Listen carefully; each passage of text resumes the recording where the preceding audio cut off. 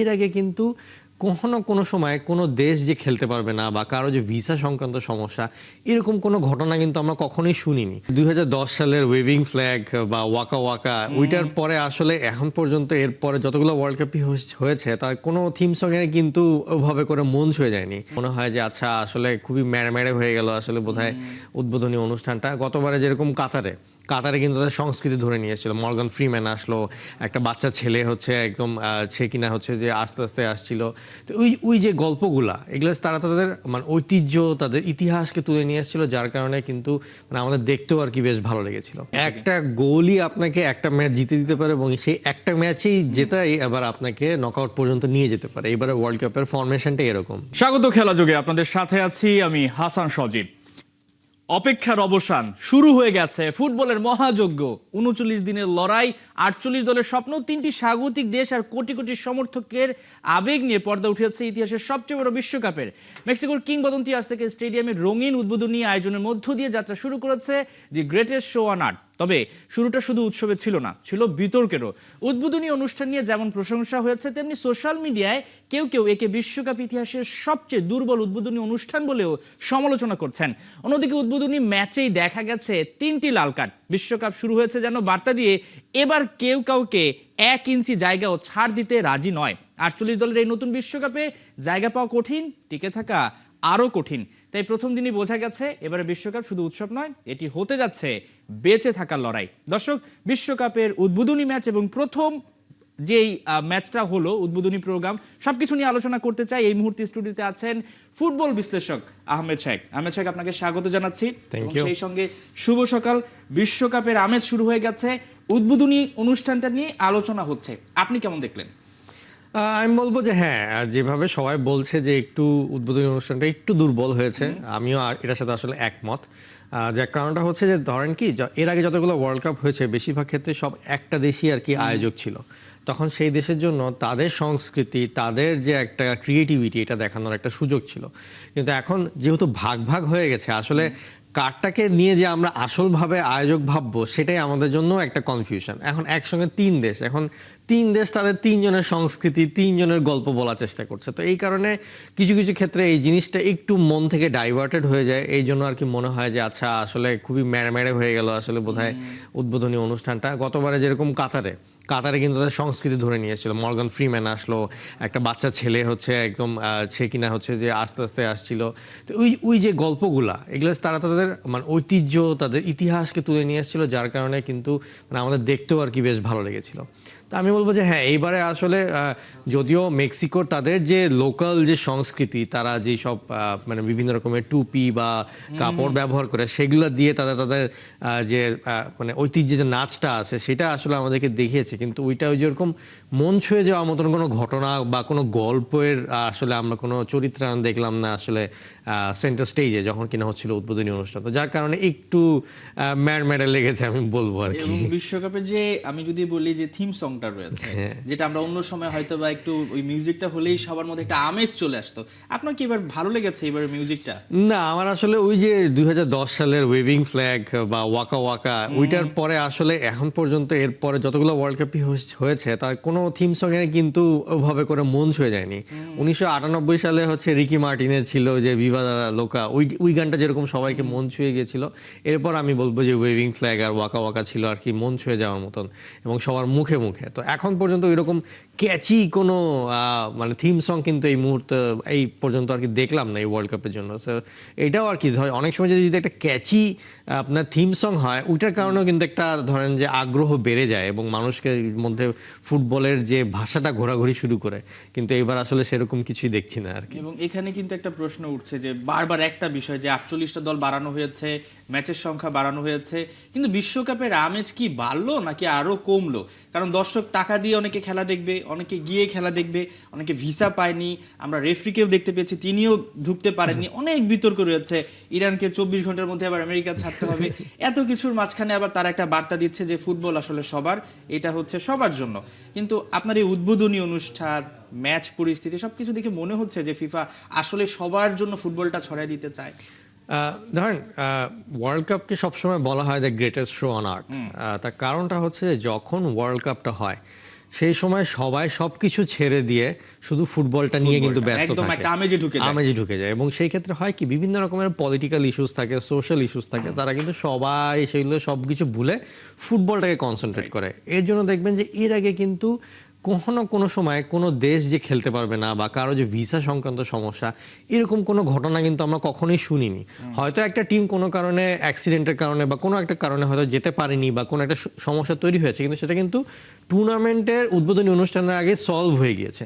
So যতদিন আর কি world cup ছিল, সবাই কিন্তু স্পোর্টিংলি এই টুর্নামেন্টটাকে কতটুকু ভালো করা যায় সেটা সবাই চেষ্টা করেছে, সেটা স্বাগতিক দেশ হোক বা যারা আসছে খেলতে তারাও। কিন্তু এইবারে ওয়ার্ল্ড কাপে আমরা দেখতে পাচ্ছি যে বিভিন্ন রকমের এক্সটার্নাল সমস্যা হচ্ছে, এবং এটাতে কিন্তু একটা যে লেভেল প্লেইং ফিল্ড সবসময় ফিফা দিত সবগুলো দেশকে, যে তুমি যেই দেশ থেকে আসো না কেন, এইখানে ওয়ার্ল্ড কাপ যখন খেলছো তখন কিন্তু তোমার জন্য সবার প্ল্যাটফর্মটা সেম। এই কারণে তারা কিন্তু সবাই ভিসাও আগে পেতো, তাদের যে হচ্ছে ট্রেনিং গ্রাউন্ড বা হচ্ছে হোটেলে থাকতো সেগুলোর ফ্যাসিলিটিস অনেক হাই থাকতো, সবগুলা মানুষই প্রপারলি ঢুকতেও পারতো, বেরোতে পারতো। ফ্যানরাও কিন্তু মানে দলে দলে আসতো। মানে আগে তো কাতারে তো এরকম ছিল যে একটা কার্ড বানালেই ভিসা দিয়ে দিত, মানে এরকম একটা ব্যাপার ছিল, মানে একসাথে মিলিত হওয়ার যে একটা ব্যাপার ছিল, এবং একটা একটা উৎসব, বার্তা, হ্যাঁ, একটা শান্তির বার্তা। কিন্তু সেই আমরা দেখলাম যে উদ্বোধনী অনুষ্ঠানটা হলো, সেখানে তো একটা বার্তাই পৌঁছে দেয়, কিন্তু আপনি দেখা গেল টুর্নামেন্টের আগে অনেক বিতর্কের মাঝ দিয়ে যাচ্ছেন। আমরা একটু আলোচনা করতে চাই, এই যে ধরেন এখনই একটা ম্যাচ হচ্ছে, রাতে একটা ম্যাচ হলো, আবার ম্যাচ হবে, আমরা কিন্তু সবগুলো ম্যাচ দেখতে পাচ্ছি না।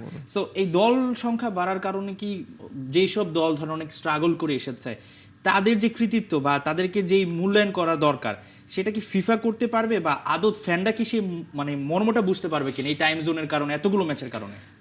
আমি বলবো যে এই ওয়ার্ল্ড কাপে যে ছোট ছোট টিম যারা কিনা প্রথমবারের মতন এসছে বা অনেক স্ট্রাগল করে এসছে, তাদের জন্য আসলে যতটুকু না পারফরমেন্সটা এখানে দেখানোর ব্যাপার, তার থেকে বেশি এই যে ওয়ার্ল্ড কাপের এত বড় স্টেজে খেলছে এবং এটা খেলার কারণে তারা কিন্তু বেশ বড় একটা ফাইন্যান্সিয়াল কন্ট্রিবিউশন পাবে। এই জিনিসটা যেটা হবে যে এই ফাইন্যান্সিয়াল কন্ট্রিবিউশনটা যারা যখন পাবে, তখন তারা নেক্সট 10 বছর বা 20 বছর একটা প্ল্যানিং করতে পারবে, ফুটবলটাকে আগিয়ে নিতে পারবে। এই যে দেখেন আপনার 1998 সালে কিন্তু 32টা দল ছিল, তার আগে কিন্তু বেশ কয়েকটা ওয়ার্ল্ড কাপে শুধু 24টা দল ছিল, তারও আগে ছিল 16 এবং শুরু হয়েছিল 10টা বা 13টা এরকম ভাবে নিয়ে। তো ফিফা যে এই যে আপনি দলগুলো বাড়াচ্ছে, এই দলগুলো বাড়ানোর পার্টিসিপেশনের কারণে যেটা হয়, তারা যখন এই টাকাটা পায়, তারা তাদেরকে নিজেদেরকে আরো বেশি উন্নত করে ফেলে। এবং যার ফলে আপনি দেখবেন গতবারের ওয়ার্ল্ড কাপে মরক্কো কিন্তু সেমিফাইনালে গেল, কিন্তু এরকম মরক্কো যে সেমিফাইনালে যাবে এটা কিন্তু আমরা 40-50 বছর আগে চিন্তাও করতে পারতাম না। তো এই যে দলগুলো বাড়াচ্ছে এবং তারা যে এই ফাইন্যান্সিয়াল কন্ট্রিবিউশনটা পাচ্ছে, এটার পরে যেটা হচ্ছে, তারা ফুটবলটাকে উন্নত করতে পারছে। এবং যত বেশি কম্পিটিটিভ দল ওয়ার্ল্ড কাপে আসা শুরু করবে, তত বেশি ফুটবলটা কিন্তু কোয়ালিটি বাড়তে থাকবে। তো এখন আসলে এই ওয়ার্ল্ড কাপের জন্য আমাদেরকে আসলে, আমার মতে, এটা পার্সোনালি আমার একটা ধারণা, যে আমাদেরকে আসলে কনসিডার করা উচিত রাউন্ড অফ 32 থেকে। আমরা যে অ্যাকচুয়াল যে কম্পিটিটিভ ওয়ার্ল্ড কাপটা আমরা বুঝি, সেটা রাউন্ড অফ 32 থেকেই চিন্তা করাটা উচিত হবে। আমি বলবো যে গ্রুপ স্টেজের খেলাগুলো, কয়েকটা খেলা বাদে সবগুলো খেলাই আর কি মানুষের কাছে একটু অনেকটা ধরেন বাছাই পর্বের মতোই তো বলতে পারেন, যেটা বাছাই পর্বের মতো। বাছাই পর্বটা দিয়ে বিশ্বকাপ শুরু হয়ে গেছে। যেরকম ধরেন আপনি যে মেক্সিকো যে জিতলো, কিন্তু বলাই যায় তারা নকআউটে উঠে গেছে, কারণ যদি থার্ড পজিশনের টিমও আসে, তখন কিন্তু তারা 2 গোলের একটা অ্যাডভান্টেজ আছে, এই সব ব্যাপারগুলো চলে আসবে। সো এই ক্ষেত্রে আমি আর কি বলতে চাই যে এবারের ওয়ার্ল্ড কাপে আসল আকর্ষণটা শুরু হবে রাউন্ড অফ 32 থেকে। আপনি মেক্সিকোর ম্যাচে চলে গেছেন, আমরা মেক্সিকোর ম্যাচ নিয়ে কথা বলতে চাই। যেই 2টো গোলের কথা বললেন এবং সঙ্গে কিন্তু 3টা বা লাল কার্ড আমরা দেখতে পেয়েছি, এবং বলছেন যে তারা ইতিমধ্যে পরের ধাপে হয়তো প্রায় চলেই গেছে, কারণ এখানে প্রচুর যুদ্ধ আছে। মানে দেখে কি মনে হচ্ছে যে বিশ্বকাপের ইতিহাসে আমরা দেখেছি হয়তো বা পুরো টুর্নামেন্ট জুড়ে হয়তো 4টা বা 5টা লাল কার্ড, কিন্তু প্রথম ম্যাচে আমরা দেখলাম 3টা লাল কার্ড। মানে ফুটবল ম্যাচ হচ্ছে নাকি যুদ্ধ হচ্ছে? না, আসলে যে জিনিসটা হয়েছে যে এখানে ওয়ার্ল্ড কাপের প্রথম ম্যাচে উদ্বোধনীতে যে খেলা শুরুর আগে এত কিছু অনুষ্ঠান থাকে, তো যখন প্লেয়াররা মাঠে ঢুকে, তারা আগে থেকে অনেক বেশি পাম্পড আপ থাকে যে এই ম্যাচে অনেক কিছু করতে হবে, অনেক ভালো দেখবে একসাথে, একটু পারফর্ম করতে হবে। তো আমি নিজ দেশের খেলা, তো আপনার হচ্ছে কালকে খেলাটা দেখে যেটা আমার কাছে মনে হলো যে আসলে সাউথ আফ্রিকার মানে টেকনিক্যাল ক্যাপাবিলিটি আসলে মেক্সিকোর তুলনায় অনেক কম ছিল। তো সাউথ আফ্রিকা এরকম না যে সব ফাউল করতে যাচ্ছিল, দেখা যাচ্ছিল যে মেক্সিকো প্লেয়াররা এত বেশি ফাস্ট যে ওদেরকে থামাতে গেলে ফাউল করা ছাড়া উপায় ছিল না। এবং হ্যাঁ, কয়েকটা লাল কার্ডের মধ্যে একটা দেখলাম যে মুখে থাপ্পড় মেরে দিয়েছে চলে যাওয়ার সময়। সো এইগুলো আবার একটু আনফরচুনেট, এগুলো আসলে হওয়া উচিত না। বাট ওই নিজের ঘরের মাঠ দেখে একটু বাহাদুরি দেখালাম, মানে বিষয়টা এরকম ভেতরে একটা উত্তেজনা চলে আসে। আসলে ওয়ার্ল্ড কাপে যখন মানে খেলাটা হয় না, তখন আর কি মানুষের মাঝখানে মানে নার্ভাসনেস চলে আসে, তখন কে কি ডিসিশন নিচ্ছে এই জিনিসটা বলাটা একটু টাফ হয়ে যায়। তো যার কারণে আমি বলবো যে কালকে এরকম কারণেই আর কি সবাই একটু ধাক্কাধাক্কি একটু বেশি ফাউল হয়েছে, যার কারণে লাল কার্ড তো হয়েছেই 3টে, হলুদ কার্ডও কিন্তু অনেক হয়েছিল আর কি কালকে।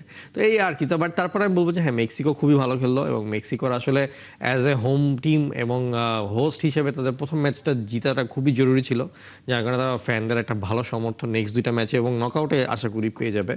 এবং দেখলাম তো যে গোল দিল সে আবার সৌদি লিগের টপ স্কোরার, যে হচ্ছে কুইনেনোস, আর হচ্ছে আরেকজন দিল রাউল হিমিনেজের মানে গল্পটা যদি বলতেই হয় তাহলে বলতে হবে যে খুবই একটা হৃদয় বিদারক গল্প। তার তো আসলে ক্যারিয়ারই শেষ হয়ে গিয়েছিল যে ইনজুরিটা তার হয়েছিল, বাট এখন যে সে ফেরত এসছে এবং সে যে গোল দিল, এখন সে সেকেন্ড টপ স্কোরার হয়ে গেল মেক্সিকোর। এখন তো শুধু তার সামনে আর কি মানে আমার চিচারিত যে হাভি হার্নান্ডেজ সেই একমাত্র বাকি আছে।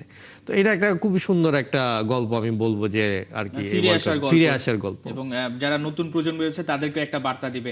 আমি একটু লাল কার্ডে আবার ফিরতে চাই যে যেহেতু আপনি বললেন যে 32 দল দিয়ে আসলে মূল বিশ্বকাপের জার্নিটা শুরু হবে, এই 32 দলের জায়গা করে নেওয়ার জন্যই কি এত বেশি তারা অ্যাগ্রেসিভ কিনা সেটা আমরা হয়তো বা বড় বড় দলগুলোকেও দেখতে পাবো।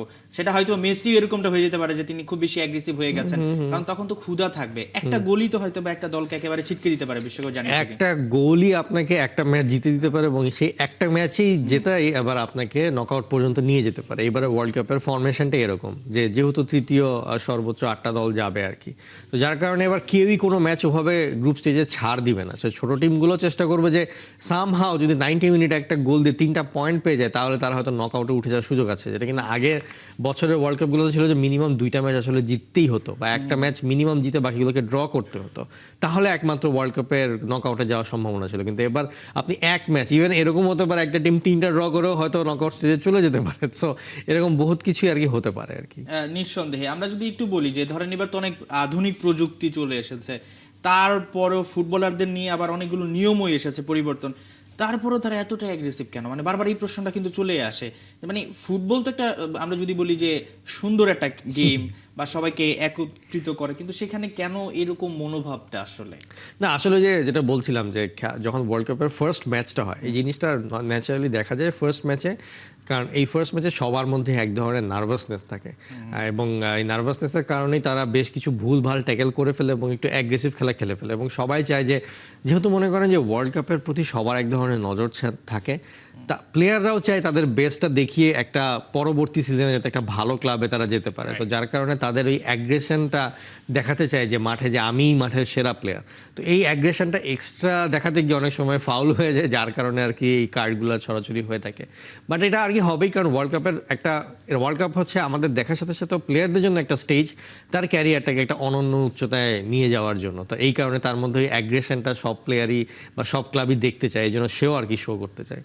বাংলাদেশে ওভারঅল এনভায়রনমেন্টটা কেমন দেখতে পাচ্ছেন? আপনার যদি বাসার খবরই বলি, তারাও তো সবকিছু ফেলে এখন বিশ্বকাপে ঢুকে পড়েছে। আপনি আমাদের অফিসে আসলেন, সেখানেও দেখলেন। আমেজটা কেমন পাচ্ছেন অন্যান্য বারের তুলনায়? আমি বলবো যে আমেজ আগের বারের তুলনায় সেমই আছে, কিন্তু আমেজের ব্যতিক্রম কোন জায়গাটা এসেছে? জি, আমেজের ধরনটা চেঞ্জ হয়ে গেছে, যেটা কিনা আমরা আগে সবসময় দেখতাম যে আমরা বাড়ির ছাদের পতাকা বা রাস্তায় পতাকা, মানুষের মধ্যে ঝগড়া। এখন আমি বলবো যে এই পুরো জিনিসটা স্লোলি ডিজিটালে মুভ করছে। মানুষজনের আমেজ ঠিকই আছে, কিন্তু মানুষজন ফেসবুক বা টিকটক বা ইনস্টাগ্রামে লাইক শেয়ার বা ছবি আপলোড করছে। মানে আমার পতাকা উঠছে সেই সোশ্যাল মিডিয়ায়, আমার ছবি হচ্ছে সোশ্যাল মিডিয়া। এই জন্য আপনি দেখবেন সোশ্যাল মিডিয়াতে মানুষের অনেক বেশি অ্যাক্টিভিটি, ডিজিটালে দেখবেন যে মিডিয়ার অনেক বেশি ইনভলভমেন্ট, কিন্তু সেই তুলনায় আপনি যদি বলেন যে বাড়ির ছাদে, ওই জিনিসটা হয়তো কমে গেছে। কারণ এখন মানে যুগেরও আর কি নতুন প্রযুক্তি, ট্রল বিতর্ক সবকিছু কিন্তু আগে কিন্তু হতো যেটা সবাই একসাথে বসে আড্ডা দেওয়া হতো এবং আলোচনা হতো, এখন জিনিসটা সোশ্যাল মিডিয়ায় চলে এসেছে। তো যার কারণে দেখবেন যে উন্মাদনাটা সোশ্যাল মিডিয়াতে আছে। আপনি যখনই ফেসবুকে ঢুকবেন বা ইনস্টাগ্রামে দেখবেন চারিদিকে দেখবেন বিশ্বকাপ, কিন্তু হয়তো আপনি চায়ের দোকানে যাচ্ছেন, দেখছেন ওরকম ভাবে বিশ্বকাপ নিয়ে কেউ আলাপ করছে না। তো এই জন্য আমি বলবো যে এইটা একটা ধরন হতে পারে। আর যেই জিনিসটা যে অনেক বড় বিশ্বকাপ, তো শুরুটা হবে একটু আস্তে আস্তে, সবে একটু গা গা ছাড়া দিয়ে উঠছে। আর একটা জিনিস যে টাইম জোনের কারণে আসলে একটা বড় ফ্যাক্টর, যে একদম। যখন আপনার আসলে ঘুমানোর সময় আপনি তখন খেলা দেখতে হবে। তো যারা চাকরিজীবী আছে তাদের তো খেলা দেখে উঠে আবার অফিসেও যেতে হবে। তো এই অনেকগুলো ফ্যাক্টর আছে যেগুলো মানুষজন ধাতস্থ হতে হতে 1-2 সপ্তাহ লেগে যাবে, বাট এরপরে আমি মনে করি যে বিশ্বকাপ আমেজ ধরে ফেলবে। মানে বাংলাদেশে যেই দুইটা দলকে বেশি মানে পছন্দ করা হয় সেই দুইটা দলের খেলাগুলো নিয়ে হয়তোবা তারা এনার্জিটা নিজের মধ্যে রেখেছেন, এবং আপনি হয়তোবা সেই ম্যাচগুলোর জন্য অপেক্ষা করছেন। আমরা অপেক্ষা করছি হয়তোবা ব্রাজিলের ম্যাচটা দিয়ে মূল 14 জার্নিটা তারিখে শুরু হবে। দেখবেন হঠাৎ করে ওয়ার্ল্ড কাপের একটা ভিন্ন আমেজ শুরু হয়ে একদম গেছে। আমেজ শুরু হয়ে যাবে। শাইখ আহমেদ, আপনাকে অসংখ্য ধন্যবাদ আমাদেরকে সময় দেওয়ার জন্য। আমরা আবারও বিশ্বকাপের এই বিষয়গুলো নিয়ে আলোচনা করব।